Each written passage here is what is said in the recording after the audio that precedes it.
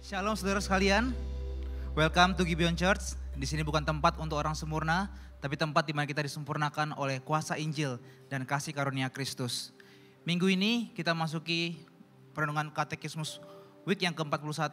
Saya akan membacakan pertanyaannya, saudara akan membaca jawabannya, begitu juga dengan bagian firman Tuhan. Dengan sikap bagaimana kita berdoa? Dengan kasih, ketekunan, dan syukur. Dengan ketundukan yang rendah hati pada kehendak Allah, dengan mengetahui bahwa karena Kristus Dia selalu akan mendengar doa-doa kita. Filipi 4 ayat yang ke-6. Janganlah hendaknya kamu khawatir tentang apapun juga, tetapi nyatakanlah dalam segala hal keinginanmu kepada Allah dalam doa dan permohonan dengan ucapan syukur. Silakan duduk saudaraku sekalian. Saudara, Tuhan Yesus pernah mengajarkan agar kita tidak berdoa seperti orang munafik yang ingin dilihat dan ingin dipuji oleh manusia. Bagi orang-orang seperti ini, doa bukan lagi jalan untuk bersekutu dengan Allah, melainkan panggung untuk menonjolkan diri sendiri. Mereka mungkin tampak saleh di luar, tetapi hatinya jauh dari Tuhan. Mereka seolah menyembah Allah, tetapi sebenarnya mereka sedang menyembah diri mereka sendiri. Namun Injil mengingatkan setiap kita, saudara, bahwa doa sejati hanya mungkin terjadi karena karya penebusan Kristus. Dulu di dalam dosa kita terpisah dari hadirat Tuhan dan kita tidak layak datang kepadanya. Tetapi melalui salib, Kristus telah menyingkirkan tembok pemisah itu. Ia menanggung dosa kita dan membuka jalan agar kita dapat datang kepada Allah dengan hati yang tulus dan hati yang berani. Karena Kristus, saudara, doa bukan lagi usaha manusia untuk mencapai Allah, melainkan respon syukur kita atas apa yang sudah Dia perbuat dalam hidup kita.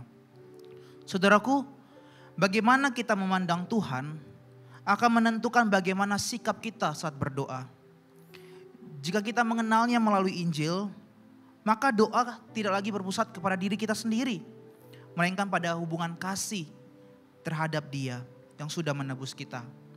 Doa tidak lagi menjadi alat transaksi, melainkan ungkapan kasih, ketekunan, dan ucapan syukur kita kepada Allah yang sudah mengasihi kita.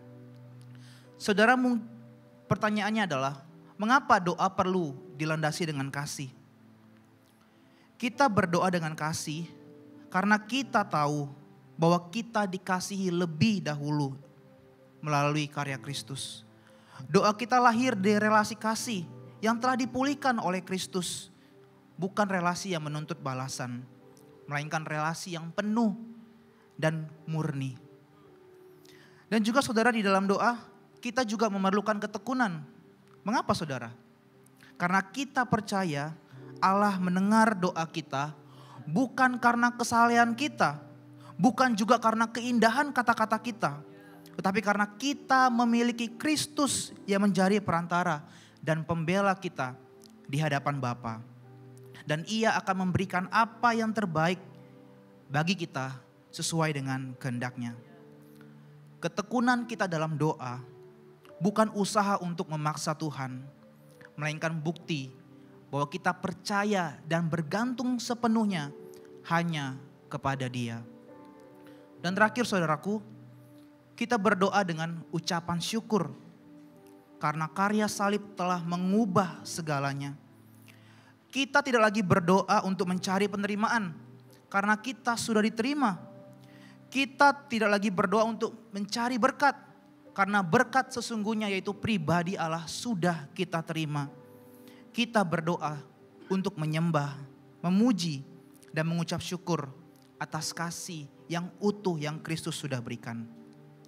Maka dari itu saudara, dalam segala situasi, tantangan, pergumulan, maupun kesulitan, suka maupun duka, kita dapat mengucap syukur kepada Dia.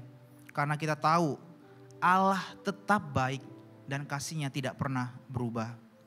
Seperti kata Charles Spurgeon saudara, ketika kita tidak dapat melihat tangan-Nya, kita dapat tetap percaya kepada hati-Nya.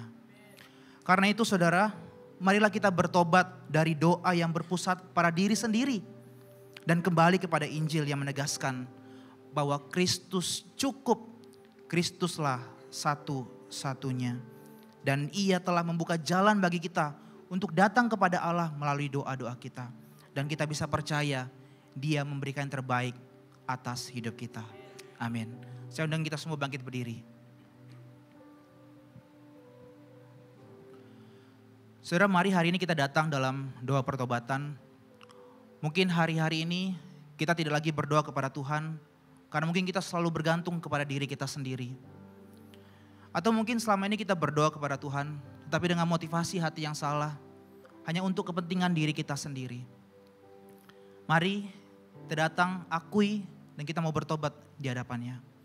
Mari kita datang secara pribadi di hadapan Tuhan.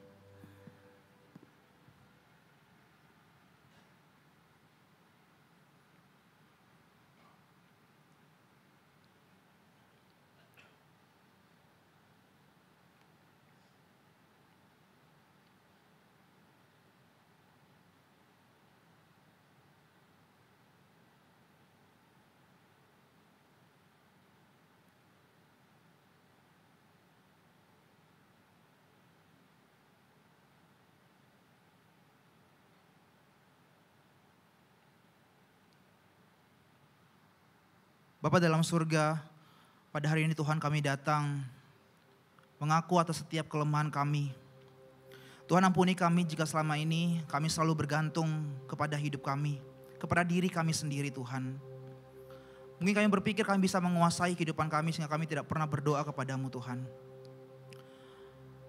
Ampuni kami juga Tuhan jika selama ini kami juga berdoa kepadamu, tapi kami menjadikan Engkau hanya sebagai alat Tuhan untuk memuaskan keinginan kami. Ampuni kami Tuhan atas setiap motivasi hati kami yang salah.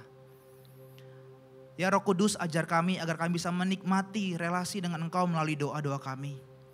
Agar melalui doa itu Tuhan Kau ubahkan kami. Sehingga hari demi hari Tuhan, hanya nama-Mu saja Tuhan yang kami permuliakan.